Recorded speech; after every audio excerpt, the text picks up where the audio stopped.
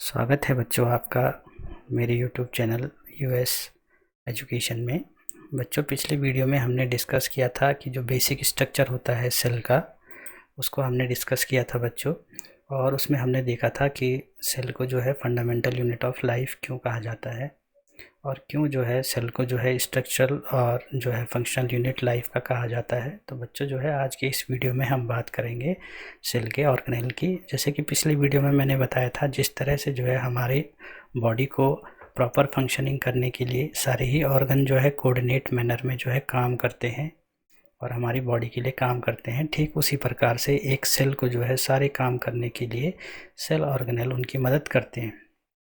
तो बच्चों आज की वीडियो में हम जो है पढ़ेंगे सेल ऑर्गेनेल। सेल ऑर्गेनेल में बच्चों जो है प्लाज्मा मेम्ब्रेन, सेल मेम्ब्रेन और सेल वॉल जो है बच्चों, प्लाज्मा मेम्ब्रेन और सेल मेम्ब्रेन जो है एक ही है और सेल वॉल जो है प्लांट सेल में पाया जाता है।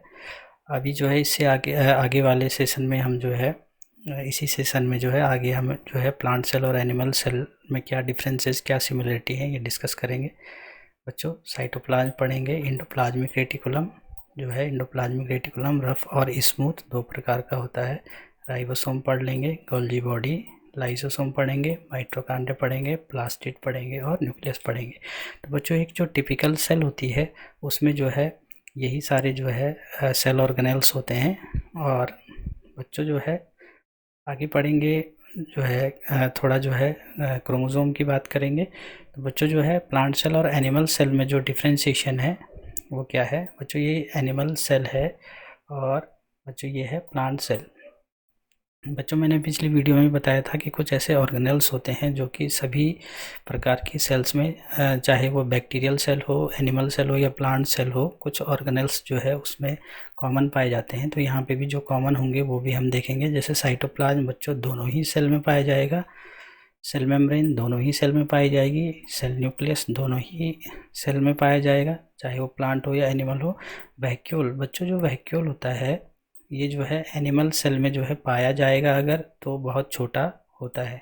लेकिन अंतर क्या होता है कि प्लांट सेल में, देखो बच्चों ये प्लांट सेल का वैक्यूल है, ये प्लांट सेल में जो है वैक्यूल जो है काफ़ी बड़ा होता है, क्योंकि प्लांट सेल में जो है कोई भी एक्सक्रीशन के लिए एक्सक्रीटरी सिस्टम जो है नहीं होता। तो स्टोरेज के लिए या फिर जो है जो एक्सेस प्रोडक्ट होते हैं उनको स्टोर करने के लिए वैक्यूल जो है बड़ा होता है। और जो प्लांट प्लांट जो है वाटर प्लांट होते हैं या समर्ज होते हैं, पूरे जो है पानी में फ्लोट करते रहते हैं या समर्ज होते हैं, उनमें ये वैक्यूल कुछ ज़्यादा ही बड़ा होता है। माइटोकॉन्ड्रिया, माइटोकॉन्ड्रियन सेल्स जो हैं वो दोनों ही सेल में पाई जाएंगी। एक एडिशनल जो है प्लांट सेल से डिफरेंट जो है एनिमल सेल से डिफरेंट जो है प्लांट सेल में जो है सेल वॉल पाई जाती है। बच्चों जो है सेल मेम्ब्रेन के ऊपर से एक और एडिशनल परत जो है सेल के चारों ओर जो है सेल वॉल की पाई जाती है, सेलुलोज की बनी होती है। और बच्चों ये जो है प्लांट सेल को जो है टफ और रिजिड यानी जो है उसको मजबूत बनाता है। देन जो है प्लास्टिड की बात करें अगर, तो प्लास्टिड बच्चों जो है केवल और केवल एनिमल सेल में ही पाया जाता है। प्लास्टिड में आपके जो है प्लास्टिड भी जो है अलग अलग प्रकार के होते हैं। मेनली जो है दो प्रकार के प्लास्टिड होते हैं, क्रोमोप्लास्ट और ल्यूकोप्लास्ट। क्रोमोप्लास्ट बच्चों जो कलर्ड होते हैं, कलर्ड फीचर्स के लिए प्लांट में जो है क्रोमोप्लास्ट होते हैं, जैसे कि आपका क्लोरोफिल हो गया ग्रीन कलर के लिए। और ल्यूकोप्लास्ट बच्चों जो प्लांट में जो है नन कलर्ड पार्ट होते हैं, उनमें जो है जो प्लास्टिड पाया जाएगा वो ल्यूकोप्लास्ट पाया जाता है। तो बच्चों ये जो कुछ जो है बेसिक जो है डिसिमिलरिटीज जो है डिफरेंसेस जो है प्लांट सेल और एनिमल सेल में थी।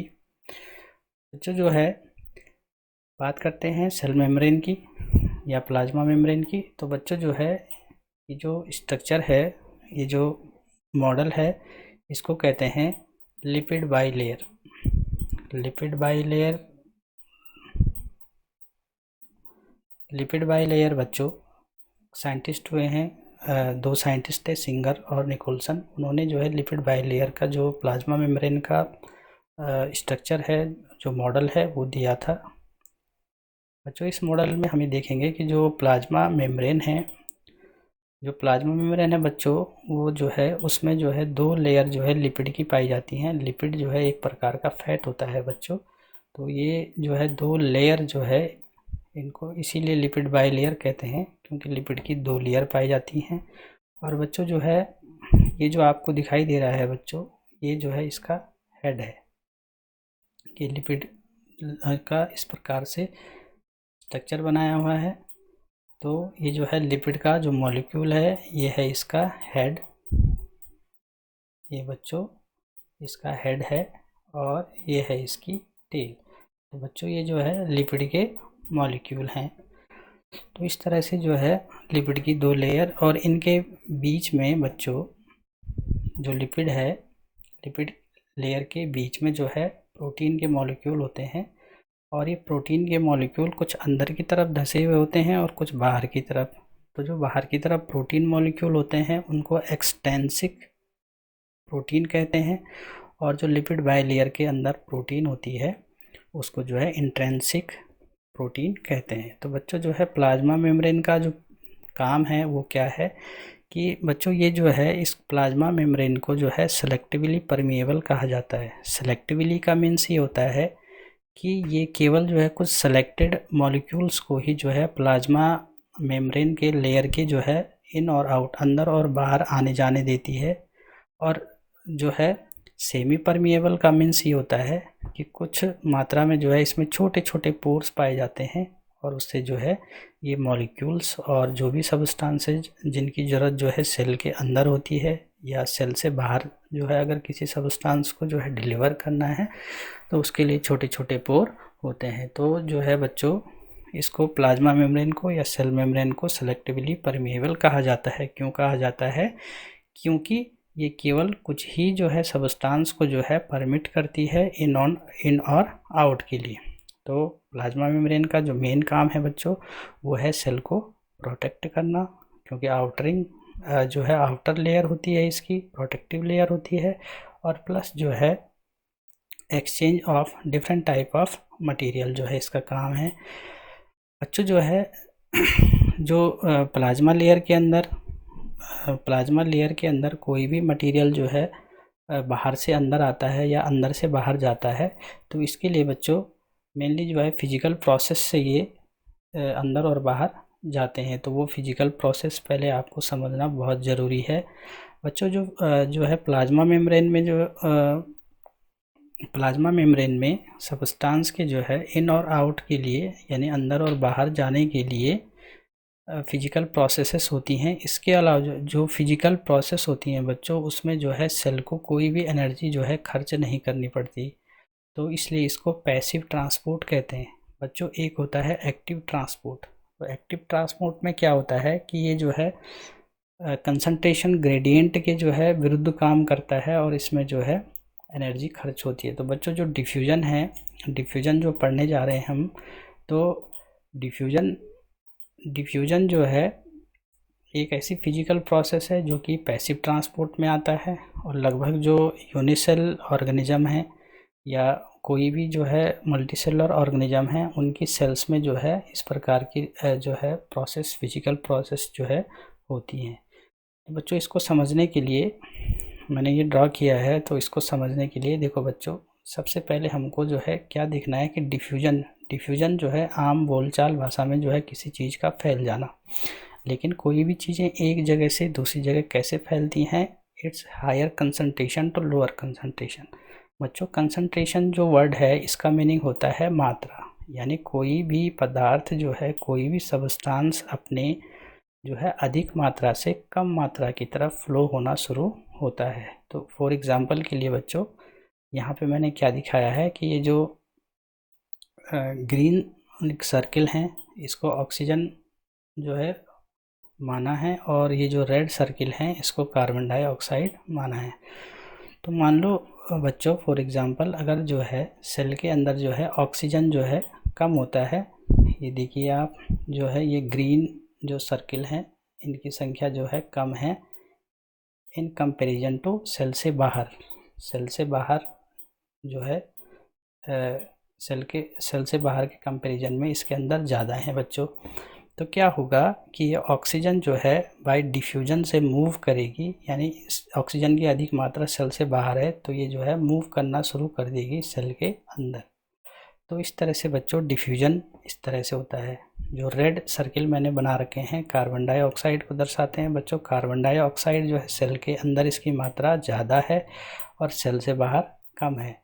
तो डिफ्यूजन की प्रोसेस से जो है क्या होगा कि ये जो कार्बन डाइऑक्साइड के मॉलिक्यूल हैं ये जो है बाहर की तरफ मूव होना शुरू हो जाएंगे। तो बच्चों डिफ्यूजन की एक सिंपल जो है प्रोसेस होती है, यानी इसमें क्या होगा, कोई भी सब्सटेंस, कोई भी पदार्थ जो है अपने अधिक मात्रा से कम मात्रा की ओर जो है मूव होना शुरू होगा। तो इसीलिए कहा है कि high concentration to low concentration. तो बच्चों यहाँ पे ये भी दिखा रखा है कि सेल के अंदर जो है ये जो रेड सर्किल है इसका कंसंट्रेशन हाई है और सेल के बाहर जो है ये ग्रीन जो सर्किल है इसका कंसंट्रेशन हाई है। तो बच्चों जो है इस तरह से जो है ये मूव होना शुरू होगा, its higher concentration to lower concentration. तो ये बच्चों डिफ्यूजन का लॉ भी हो जाएगा कि डिफ्यूजन किसको कहते हैं कि when the any substance move from its higher concentration to lower concentration.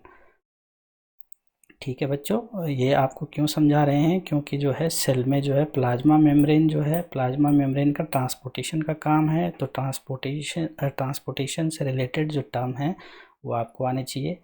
दूसरा टर्म है बच्चों ऑस्मोसिस। ठीक है बच्चों, ऑस्मोसिस डिफ्यूजन से थोड़ा डिफरेंट इसलिए है क्योंकि इसमें हम ऐड करते हैं केवल वाटर को। ठीक है बच्चों, यहाँ पे जो है वाटर जो है सब वर्ड आ जाता है, वहाँ क्या था कि एनी सबस्टांस या any materials moves its higher concentration to lower concentration. यहाँ क्या होगा कि वाटर जो है मूव करेगा its higher concentration to lower concentration, और एक नया और वर्ड यूज कर लेंगे through the semi permeable membrane. तो ये सेमी परमिएबल वर्ड जो है अभी मैंने डिस्कस किया था। सेमी परमिएबल मीन्स जो एक एडिक्वेट शेप के जो है, एक एडिक्वेट साइज के जो मॉलिक्यूल हैं केवल वही अंदर और बाहर जा सकते हैं। अदरवाइज अगर जो है किसी सबस्टेंस का जो है मॉलिक्यूल का साइज बड़ा है तो वो जो है इसके अंदर नहीं जा सकता। तो ऑस्मोसिस में क्या होता है बच्चों, इसका सबसे बेस्ट एग्जांपल है जो किशमिश होता है। किशमिश आपने खाई होगी, तो किशमिश को अगर पानी में डाल दो बच्चों तो थोड़ी देर बाद वो फूल जाती है। तो यानी जो है बाहर का जो वाटर है वो उसके अंदर एंटर कर गया। कैसे एंटर किया, क्योंकि किशमिश के अंदर जो है वाटर का जो कंसंट्रेशन था, जो मात्रा थी वो थी कम और उसके बाहर ज़्यादा। और ये सेमी परमिएबल मेम्ब्रेन जो है ये पतली सी झिल्ली का काम किसने किया, जो किशमिश की आउटर कवरिंग होती है। तो बच्चों इस फिगर से जो है मैंने समझाने का प्रयास किया। तो ठीक ऐसे ही जो है जैसे यहाँ पे ड्रॉ किया है, सेल में जो है ये छोटे छोटे ये पोर होते हैं बच्चों, जो कि सेमी परमिएबल मेम्ब्रेन का काम करते हैं। ये छोटे छोटे पोर यहाँ पे दिखाए गए हैं। तो इसमें क्या होगा, सेल के अंदर जो है लो कंसंट्रेशन है वाटर का और सेल के बाहर क्या है, हाई कंसंट्रेशन है। तो क्या होगा, ये जो है बाहर से अंदर की तरफ मूव होना शुरू हो जाएगा। तो बच्चों ये है ऑस्मोसिस की प्रोसेस। एक बार फिर से रिपीट कर रहा हूँ कि ऑस्मोसिस क्या है, when water goes from its higher concentration to lower concentration through a semi permeable membrane. यानी एक सेमी परमिएबल मेम्ब्रेन से जो है होकर के वाटर अपनी अधिक मात्रा से कम मात्रा की तरफ जाता है। तो बच्चों यहाँ पे जो है एक जो है सेल का जो है ड्रॉ करके मैंने बताया है कि अगर सेल में क्या होगा कि जो अब जो है वाटर की बात करें, वाटर में ही सारे जो है मटेरियल घुल के जो है बाहर और अंदर जाते हैं और उसके कंसंट्रेशन पे यानी उसकी मात्रा पे भी जो है ये प्रभाव डालते हैं। तो इसमें बच्चों क्या दिखाया गया है कि जो एक्स्ट्रा सेलुलर फ्लूइड है, एक्स्ट्रा सेलुलर फ्लूइड जो है, यानी अगर एक्सक्रीशन की बात करें तो क्या होगा कि जो है यहाँ पे क्या है कि सेल के अंदर बच्चों फ्लूइड जो है ज़्यादा है। तो ये क्या होगा कि इस मेम्ब्रेन से जो है बाहर को मूव होना शुरू हो जाएगा। तो सेल के जो है इस फ्लूइड के बाहर की तरफ जो मूवमेंट होता है, बाहर की तरफ जो मूवमेंट होता है उसको एक्सोसाइटोसिस कहेंगे। ऐसे ही बच्चों फ्लूइड अगर जो है सेल के अंदर कम है, इस तरह से अगर सेल के अंदर फ्लूइड कम है तो क्या होगा, बाहर से जो है फ्लूइड सेल के अंदर जो है मूव होना शुरू हो जाएगा। तो इस प्रोसेस को कहते हैं इंडोसाइटोसिस। तो बच्चों आपकी समझ में आ गया होगा कि जो है एक्जोसाइटोसिस और इंडोसाइटोसिस क्या हुआ। इंडोसाइटोसिस मीन्स लिक्विड का जो है सेल के अंदर जाना, और एक्जोसाइटोसिस मीन्स जो एक्सेस अमाउंट ऑफ फ्लूइड है उसका जो है सेल से बाहर आना। बच्चों जो है कंसंट्रेशन की बात अगर हमने की है तो किस तरह से जो है ये जो है अफेक्ट करता है प्लाज्मा मेम्ब्रेन के वर्क को, तो आपको जो है कुछ टर्म और समझने होंगे, जैसे सॉल्यूट हो गया, सॉल्वेंट हो गया और सॉल्यूशन हो गया। तो बच्चों सॉल्यूट क्या होता है कि substance that is dissolve in A solution और सॉल्वेंट। ठीक है बच्चों, कोई सबस्टांस है, मान लो जो है शुगर है, इस शुगर को आपने डिसॉल्व कर दिया वाटर में जो है बच्चों इसको डिसॉल्व कर दिया, तो जो है शुगर बच्चों सॉल्यूट है, यानी substance that is dissolve in solution और सॉल्वेंट। यानी किसी पदार्थ को अगर जो है सॉल्यूशन या सॉल्वेंट में अगर घोला जा सके तो उसको जो है सॉल्यूट कहेंगे। और इस एग्जांपल में जो है शुगर क्या हो जाएगा, सॉल्यूट हो जाएगा। दूसरा है बच्चों सॉल्वेंट। सॉल्वेंट जो है सॉल्वेंट इज ए सबस्टांसेज, यानी सॉल्वेंट जो है वो सबस्टांसेज हो सकते हैं दैट डिसॉल्व्स ए सॉल्यूट। ठीक है बच्चों, तो सॉल्वेंट जो है हिंदी में इसको जो है विलायक कहा जाता है। तो सॉल्वेंट जो है ऐसे सबस्टांस होते हैं जो कि किसी भी सॉल्यूट को जो है डिसॉल्व कर लेते हैं। तो बच्चों जो सॉल्वेंट होंगे ये सबस्टांस जो है कोई भी हो सकते हैं। ये आपका जो है सॉलिड हो सकता है, लिक्विड हो सकता है या गैस हो सकता है। तो बच्चों जो है इस वाले एग्जांपल में अगर देखें तो सॉल्वेंट क्या होगा, वाटर, क्योंकि ये क्या कर रहा है, शुगर को जो है डिसॉल्व कर रहा है। और बच्चों जो है शुगर और वाटर मिल करके बनाते हैं मीठा पानी बनाएंगे। तो बच्चों जो इनके मिक्सचर से बना उसको कहेंगे सॉल्यूशन, उसको कहते हैं सॉल्यूशन। तो सॉल्यूशन क्या है, होमोजेनस मिक्सचर। बच्चों होमोजेनस मिक्सचर मीन्स होता है कि टू और more than two substances mixes completely mixes with each other, यानी कोई भी दो या दो से अधिक सबस्टांस हैं अगर वो कम्प्लीटली जो है मिक्स हो रहे हैं एक दूसरे के साथ तो उसको होमोजेनस मिक्सचर कहा जाता है। होमोजेनस मिक्सचर ऑफ टू और more than two substances is called solution. तो उसको जो है क्या कहा जाता है, सॉल्यूशन कहा जाता है। अगर बच्चों बात करें सॉल्यूशन जो है कितने प्रकार के होते हैं, फिजिकल स्टेट के आधार पर, फिजिकल स्टेट के आधार पर जो है सॉल्यूशन कितने हो सकते हैं। तो बच्चों फिजिकल स्टेट जो है तीन होती हैं। बच्चों फिजिकल स्टेट जो है तीन होती हैं, और जो है तीन फिजिकल स्टेट में जो है सॉलिड, लिक्विड और गैस, तीन फिजिकल स्टेट होती हैं। तो अगर सॉलिड स्टेट की बात करें कि जो है सॉल्यूशन जो है कितने प्रकार के सॉल्यूशन बन सकते हैं सॉलिड में, तो तीन प्रकार के। बच्चों प्रत्येक स्टेट में तीन तीन प्रकार के जो है सॉल्यूशन बन सकते हैं, solid in solid, solid in liquid, solid in gas. इसका मतलब ये जो सॉलिड है ये क्या काम करेगा बच्चों, ये करेगा काम सॉल्यूट का, और ये वाला सॉलिड जो है काम करेगा किसका, सॉल्वेंट का काम, एक सॉल्यूट और एक जो है सॉल्वेंट का काम करेगा। यहाँ पे सॉलिड इन लिक्विड, यानी एक जो है सॉल्यूट का काम करेगा और एक सॉल्वेंट का काम करेगा, सॉलिड इन गैस। इसी तरह से बच्चों लिक्विड में भी तीन प्रकार के जो है सॉल्यूशन बनेंगे, liquid in liquid, liquid in solid, liquid in liquid और लिक्विड इन गैस। ठीक है बच्चों, लिक्विड इन गैस का एग्जांपल जो है आपने जो है सॉफ्ट ड्रिंक वगैरह पी होंगे, तो जब आप उसका जो है ढक्कन खोलते हैं बच्चों तो एक प्रकार की गैस बाहर निकलती है, तो वो कैसा सॉल्यूशन है, लिक्विड इन गैस। गैस कौन सी होती है, कार्बोनिक एसिड की गैस होती है बच्चों। तीसरी स्टेज है गैस, यानी जो है सॉल्यूशन हो सकता है gas in solid, gas in liquid और गैस इन गैस। तो इस प्रकार से बच्चों फिजिकल स्टेट के आधार पर अगर देखें तो सॉल्यूशन जो है 9 प्रकार के होते हैं।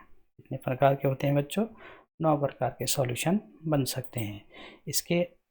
इसके बाद बच्चों अगर जो है सॉल्यूशन का अगर क्राइटेरिया जो है सॉल्युबिलिटी ऑफ सॉल्यूट, यानी किसी सॉल्यूट की सॉल्युबिलिटी के आधार पर अगर सॉल्यूशन को हम कैटेगराइज करें पहले तो बच्चों सॉल्युबिलिटी होती क्या है, यानी 1 लीटर सॉल्वेंट में जितना भी सॉल्यूट, जितना अमाउंट सॉल्यूट घोला जाता है तो वो उसकी सॉल्युबिलिटी कहलाती है। मान लो 1 लीटर में जो है 500 ग्राम जो है चीनी घोली जा सकती है, तो जो है पानी में चीनी की जो है सॉल्युबिलिटी जो है 500 ग्राम कहलाएगी। तो बच्चों सॉल्युबिलिटी समझ में आ गई होगा आपके। तो सॉल्युबिलिटी के आधार पर अगर हम जो है सॉल्यूशन को अगर कैटेगराइज करें तो 2 प्रकार के सॉल्यूशन होते हैं, सैचुरेटेड और अनसैचुरेटेड। सैचुरेटेड सॉल्यूशन बच्चों वो होते हैं कि जिसमें जो है no more solute can be dissolved, यानी उसमें अब जो है और सॉल्यूट नहीं घोला जा सकता, ऐसा सॉल्यूशन जो है सैचुरेटेड सॉल्यूशन कहलाता है। फॉर एग्जांपल बच्चों जो है आपने 1 गिलास पानी लिया और उसमें आपने जो है 1 चम्मच, 2 चम्मच, 3 चम्मच, इस प्रकार से कई चम्मच शुगर की उसमें डालते गए। एक कंडीशन ऐसी आएगी कि शुगर जो है डिज़ोल्व होना बंद हो जाएगा, तो वो जो सॉल्यूशन कहलाएगा वो कहलाएगा सैचुरेटेड, यानी आप और शुगर नहीं घोल पा रहे हो, तो इसका मतलब ये हुआ कि no more solute can be dissolve. Unsaturated means ये होता है बच्चों कि जिसमें और सॉल्यूट अभी घोला जा सकता है। तो सैचुरेटेड से बच्चों अगर जो है टेम्परेचर अगर सैचुरेटेड सॉल्यूशन को अगर दिया जाए तो जो है वो सैचुरेटेड से अनसैचुरेटेड सॉल्यूशन भी बन सकता है। दूसरा क्राइटेरिया है बच्चों amount of solute. Amount of solute कि किसी भी सॉल्यूशन में जो है कितना सॉल्यूट का अमाउंट है। बच्चों अगर सॉल्यूट का अमाउंट अगर बहुत ज़्यादा है सॉल्यूट का अमाउंट, तो उसको कंसनट्रेटेड सॉल्यूशन कह सकते हैं। अगर सॉल्यूट का अमाउंट जो है बहुत कम है तो उसको डाइल्यूट सॉल्यूशन कहा जाता है। तो उम्मीद है बच्चों ये जो है सॉल्यूशन जो है आपकी समझ में आ गया होगा। बच्चों जो है सॉल्यूशन के बेस पे जो है यहाँ पे जो है एक जो है एक्सपेरिमेंट के माध्यम से भी जो है बताया जाता है। ये 3 बीकर हैं बच्चों, ए, बी एंड सी। ठीक है बच्चों, तो इसके आधार पर जो है हम सॉल्यूशन को जो है सॉल्यूशन वैसे जो है केमिस्ट्री का पार्ट है, लेकिन बायोलॉजी में हमें जो है केवल यही सॉल्यूशन याद रखने पड़ते हैं, हाइपोटोनिक, आइसोटोनिक और हाइपरटोनिक सॉल्यूशन। तो ये बच्चों क्या होते हैं, सेम वही कंडीशन है जो मैं पहले आपको बता चुका हूँ।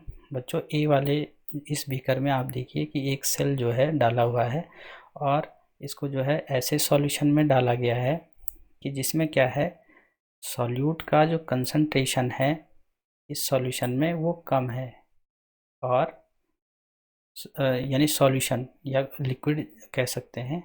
और जो सॉल्यूशन जो है सेल के अंदर है, सेल के अंदर ऑब्वियसली सॉल्यूशन बन जाएगा बच्चों, क्योंकि पानी के साथ साथ जो है सेल के अंदर जो है कई साल्ट और कई प्रकार के जो है उसमें सब्सटेंस घुले होते हैं, तो ऑब्वियसली जो है सॉल्यूशन ही कहलाएगा।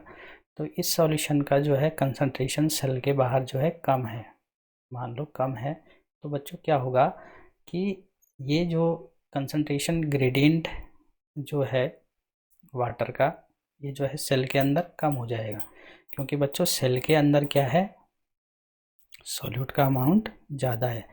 तो सॉल्यूट का अमाउंट ज़्यादा है तो इसका मतलब वाटर का कंसंट्रेशन कम है। ऐसे ही जो है वाटर का कंसंट्रेशन जो है बाहर क्या है ज़्यादा है बच्चों, मोर है। तो क्या होगा ये जो वाटर है ये इस सेल के अंदर जो है एंटर करना शुरू हो जाएगा। तो ऐसे सॉल्यूशन को बच्चों जो ये सॉल्यूशन है, सॉल्यूशन कैसा है कि high concentration of solute in the cell, यानी जो सॉल्यूट का कंसंट्रेशन है वो सेल के अंदर ज़्यादा है in comparison to outer solution, यानी आउटर सॉल्यूशन के कंपैरिजन में सेल के अंदर सॉल्यूट ज़्यादा है। तो ऑब्वियसली वाटर का अमाउंट जो है सेल से बाहर जो है वाटर का अमाउंट ज़्यादा होगा, तो ये वाटर जो है सेल के अंदर एंटर करना शुरू कर देगा। तो बच्चों ऐसे सॉल्यूशन को, कैसे सॉल्यूशन को, जिस सॉल्यूशन में जो है सॉल्यूट का जो है कंसंट्रेशन जो है सेल से बाहर कम हो और सेल के अंदर ज़्यादा हो, ऐसे सॉल्यूशन को जो है हाइपोटोनिक सॉल्यूशन कहा जाता है, हाइपोटोनिक सॉल्यूशन। बच्चों बी वाले बीकर में क्या है, सेल को जो है सेल में जो है क्या दिखाया गया है कि जो है H2O एंटर कर रहा है और फिर जो है यहाँ से एस्केप हो जा रहा है, बाहर निकल जा रहा है। तो बच्चों ये जो सॉल्यूशन है इसमें जो है सॉल्यूट का जो कंसंट्रेशन होगा वो जो है इक्वली होगा, सेल के अंदर भी और सेल के बाहर भी, सेल के अंदर भी और सेल के बाहर भी इक्वल होगा। तो इसमें क्या होता है बच्चों, ऑस्मोसिस की प्रोसेस तो होती ज़रूर है, लेकिन जो है कुछ समय बाद जब ये इक्विलिब्रियम स्टेज पे पहुंच जाएगा, यानी समान हो जाएगा, तो जो रिजल्टेंट ऑस्मोसिस होगा वो जो है 0 होगा। इसका मतलब जो इसके अंदर पहले से जो लिक्विड था उसमें जो है कोई भी फ़र्क नहीं पड़ेगा। जैसे बच्चों ए वाले बीकर में क्या हुआ था कि इसके अंदर जो है H2O का अमाउंट बढ़ गया, तो सेल क्या होगा, फूल जाएगी, सेल फूल जाएगी बच्चों। तो इस प्रकार इस वाले केस में जो है इसके शेप पे, जो सेल मेम्ब्रेन है इसके शेप पे कोई भी प्रभाव नहीं पड़ेगा। तो ऐसे सॉल्यूशन को बच्चों आइसोटोनिक सॉल्यूशन कहेंगे, यानी equal concentration of solute in the cell and outer solution. बच्चों तीसरे वाले केस में क्या हो रहा है कि जो सेल के अंदर का जो कंटेंट है H2O, ये जो है बाहर की तरफ मूव होना शुरू हो रहा है। तो इसका मतलब क्या हुआ बच्चों, जो सॉल्यूट का कंसंट्रेशन है, जो सॉल्यूट का कंसंट्रेशन है वो इस सॉल्यूशन में, जो सेल से बाहर जो सॉल्यूशन है इसमें इसका कंसंट्रेशन ज़्यादा है, और सेल का कंसंट्रेशन सेल के बाहर जो है सॉल्यूट का कंसंट्रेशन ज़्यादा है, और सेल के अंदर जो है सॉल्यूट का कंसंट्रेशन जो है कम है। तो सॉल्यूट का कंसंट्रेशन अगर कम होगा बच्चों, तो इसका मतलब ऑब्वियसली क्या होगा, यहाँ H2O का अमाउंट जो है, यानी H2O का यानी वाटर का जो अमाउंट है वो ज़्यादा होगा। तो क्या होगा बच्चों, ये H2O ये जो लिक्विड है ये सेल से बाहर आना शुरू हो जाएगा। सेम वैसे ही जैसे अंगूर से किशमिश बनाने के लिए गाढ़ी सी चाशनी में उसको डाल दिया जाता है और फिर किशमिश श्रिंक हो जाती है।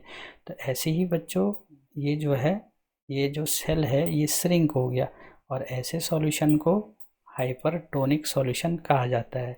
यानी कैसा solution, low concentration of solute in the cell, यानी जो सॉल्यूट का कंसंट्रेशन है वो सेल के अंदर ज़्यादा, सेल के अंदर जो है कम हो in comparison to outer solution. तो बच्चों इस प्रकार से जो श्रिंक जो सेल हो जाती है उसको, इस प्रोसेस को कहते हैं प्लाज्मोलिसिस या प्लाज्मोलाइज्ड सेल इसको कहा जाता है। यानी सेल को जब जो है हाइपरटोनिक सॉल्यूशन में अगर रखा जाए तो सेल जो है श्रिंक हो जाती है, और इसका जो वैक्यूल, अगर प्लांट सेल है तो इसका जो वैक्यूल है ये बिल्कुल जो है सेल मेम्ब्रेन के जो है पास आ जाता है।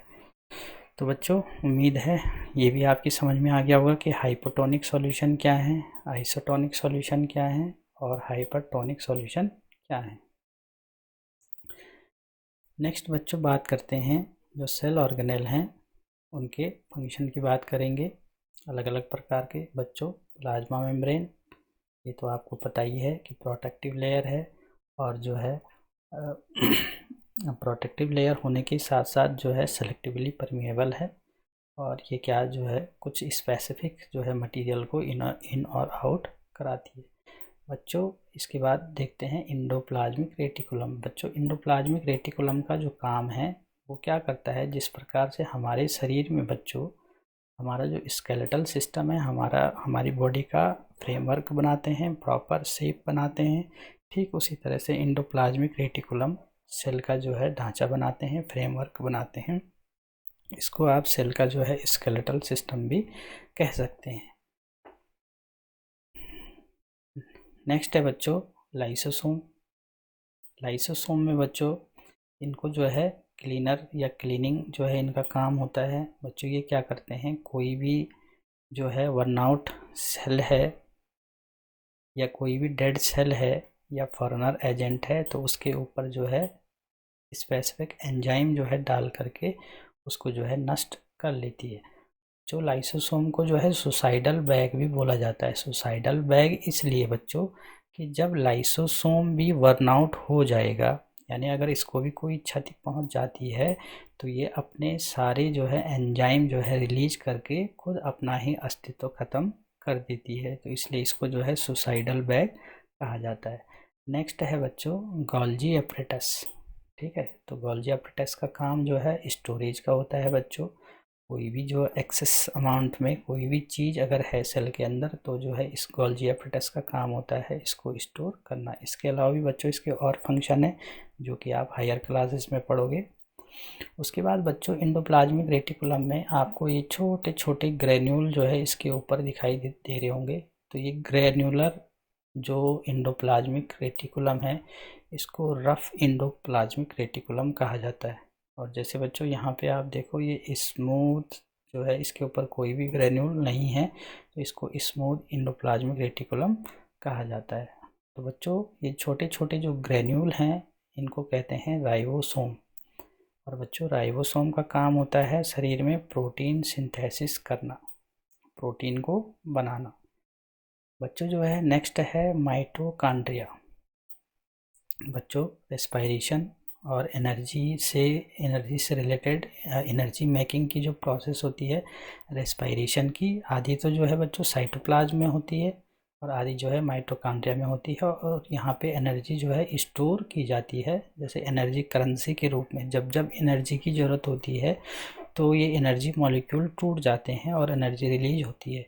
इसलिए बच्चों इसको power house of the cell भी इसको कहा जाता है। लास्टली बच्चों बात करें यहाँ पे जो ब्लैंक स्पेस है, मैंने आपको कहा था कि यहाँ पे होता है साइटोप्लाज्म। बच्चों साइटोप्लाज्म तो सबसे बड़ा फंक्शन इसका यही है कि ये जो है एक होम है, एक घर है सेल ऑर्गेनेल के लिए।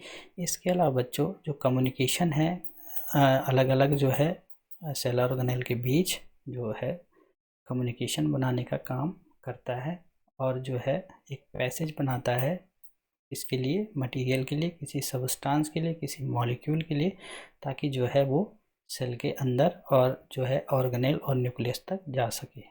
ठीक है बच्चों, आपको जो है डिफरेंट ऑर्गेनेल्स जो हैं आपको पता चल गए होंगे और इनके फंक्शन भी आपको पता चल गए होंगे। नेक्स्ट है बच्चों न्यूक्लियस। तो जैसे मैंने कहा था कि न्यूक्लियस जो है सेल में जो है सेंट्रली लोकेटेड होता है, बिल्कुल बीचों बीच में होता है। और जिस तरह से हमारी पूरी बॉडी पे कंट्रोल होता है मस्तिष्क का, माइंड का होता है, उसी तरह पूरी सेल पे जो है कंट्रोल होता है न्यूक्लियस का। तो इसलिए न्यूक्लियस जो है बहुत ही मेजर पार्ट है बच्चों। तो न्यूक्लियस का जो है थोड़ा सा बड़ा फिगर जो है यहाँ पे देखें तो इसके जो है बाहर से जो है एंडोप्लाज्मिक रेटिकुलम इसका जो है फ्रेमवर्क जो है ये बनाता है।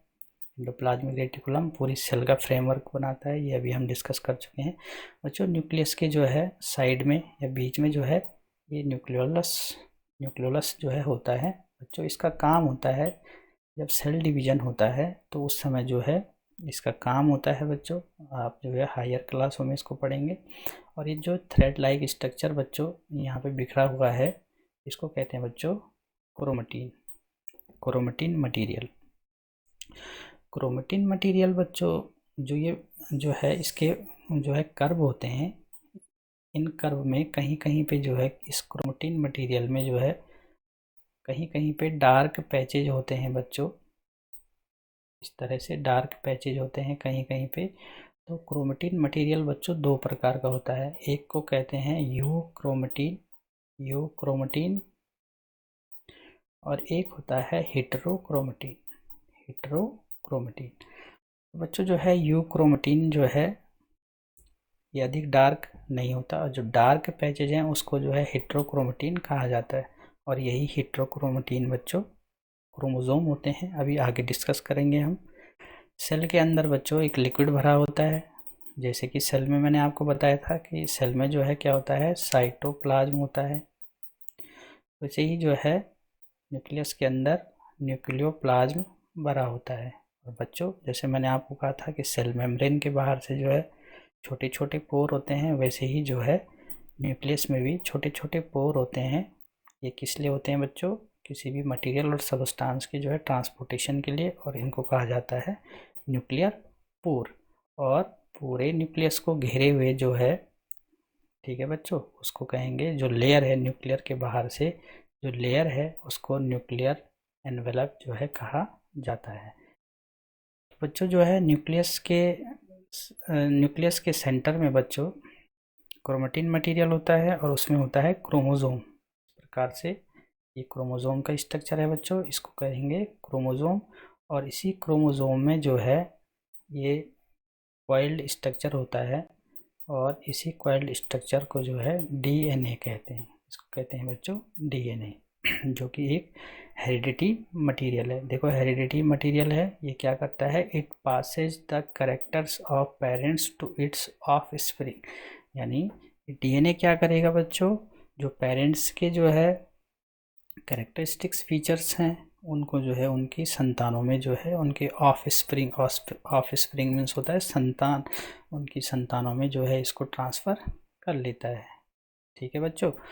और बच्चों जो है एक आपको मैंने कहा था कि जो सेल्स होती हैं बच्चों, वो जो है सेल जो है डिवाइड होती रहती हैं और सेल्स की संख्या बढ़ती जाती है। हम अपने जीवन की शुरुआत जो है केवल एक सेल से करते हैं, तो वो सेल जो है डिवाइड होती है बच्चों, उसको सेल डिवीजन कहते हैं। सेल डिवीजन दो प्रकार का होता है, माइटोसिस और मियोसिस। माइटोसिस मीन्स क्या होता है, it is type of cell division in which chromosome of parent cell are duplicated and equally distributed into two daughter cells. ठीक है, तो इसमें बच्चों क्या होता है कि जो क्रोमोसोम का नंबर होगा, इस प्रकार से जो क्रोमोसोम का नंबर होगा वो जो है क्या हो जाएगा, डबल हो जाता है और equally distributed into two daughter cell. और जो है दो जो डॉटर सेल यानी जो नई सेल्स बनेंगी उनमें इक्वली डिस्ट्रीब्यूट हो जाता है। बच्चों माइटोसिस जो है हमारे शरीर में जितनी भी प्रकार की सेल्स हैं जो कि हमारी बॉडी बिल्डिंग से रिलेटेड हैं, तो सेल का जो नंबर बढ़ता है हमारे शरीर में, उसमें जो है माइटोसिस टाइप का जो है डिवीज़न पाया जाता है। मैंने आपको पहले भी बताया था, केवल और केवल किसको छोड़ के, जो हमारी नर्व सेल्स होती हैं, न्यूरॉन्स होती हैं, उनमें जो है डिवीज़न नहीं होता, वो थ्रू आउट द लाइफ वैसे ही होती हैं। और बाकी की जो सेल्स हैं उनमें माइटोसिस टाइप का जो है सेल डिवीजन पाया जाता है। बच्चों दूसरे प्रकार का होता है मियोसिस।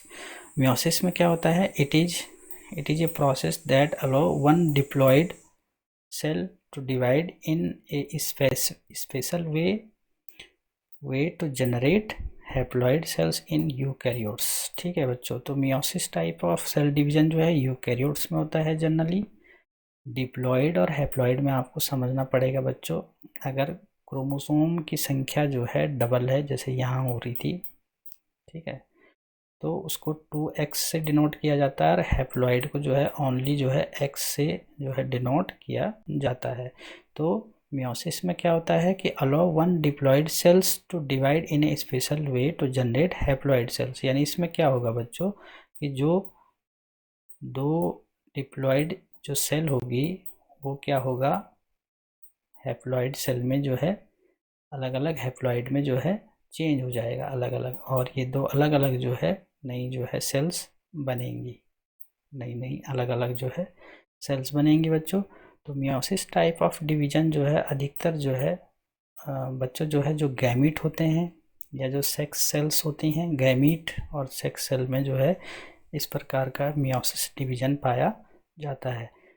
तो बच्चों ये चैप्टर आपका जो है कंप्लीट हो गया। अगर आपकी समझ में कुछ ना आया, कुछ अगर आपकी समझ में आया नहीं तो आप कमेंट सेक्शन में लिख सकते हैं। अगर आपको वीडियो पसंद आया तो प्लीज़ आप इसको लाइक करें, शेयर करें और चैनल को सब्सक्राइब करें। Thank you.